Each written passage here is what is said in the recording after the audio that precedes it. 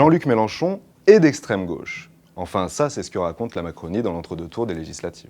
Ce que propose l'extrême droite comme l'extrême gauche, c'est de revenir sur tout ce qui a permis à la France d'être plus forte et de tenir face aux crises passées. Jean-Luc Mélenchon n'est pas la gauche. Jean-Luc Mélenchon, c'est l'extrême gauche. Dimanche prochain, face aux extrêmes, en votant pour les candidats de la majorité présidentielle, vous permettrez à la France d'être au rendez-vous de son avenir et de ses valeurs. Mais peut-on vraiment dire ça? Jean-Luc Mélenchon est-il réellement d'extrême gauche?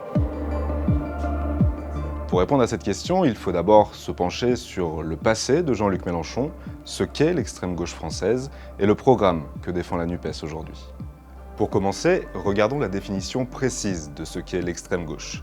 Selon le Petit Robert, il s'agit de la partie de la gauche la plus éloignée du centre. C'est un peu court. Regardons plutôt ce qu'écrit l'historien Serge Cosseron dans son dictionnaire de l'extrême gauche en 2015. Pour lui, cela correspond aux organisations révolutionnaires et anticapitalistes qui se fondent sur le rejet de nos institutions. On parle ici du NPA, le nouveau parti anticapitaliste, ou de Lutte ouvrière, des candidats qui se présentent aux élections et qui expliquent que le changement ne passe pas forcément par les urnes. La France insoumise et la NUPES ne sont pas dans cette démarche. Elles veulent conquérir le pouvoir par les urnes. Le ministère de l'Intérieur fait d'ailleurs le distinguo. La formation de Jean-Luc Mélenchon n'est pas classée dans les nuances de l'extrême gauche, au contraire des formations de Philippe Poutou et de Nathalie Arthaud. Pour situer Jean-Luc Mélenchon, il faut également se pencher sur son long parcours politique et militant.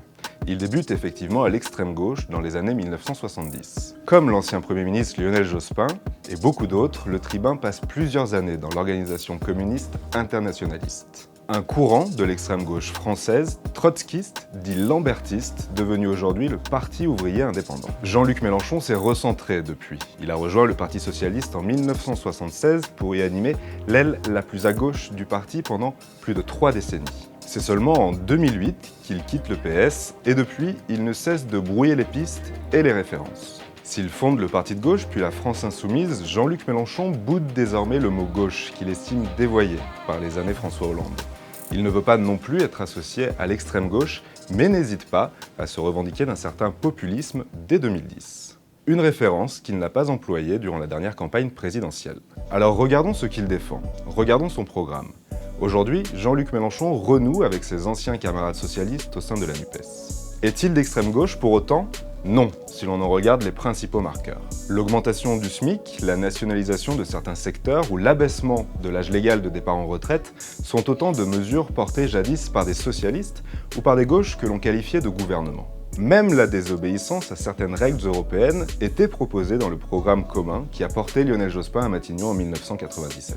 A contrario, la réquisition des banques, la régularisation de tous les sans-papiers ou le désarmement de la police que porte Philippe Poutou ne sont pas présents dans le programme de la NUPES. C'est donc pour toutes ces raisons que le HuffPost ne va pas utiliser le terme extrême gauche pour qualifier Jean-Luc Mélenchon, il lui préférera l'expression gauche radicale.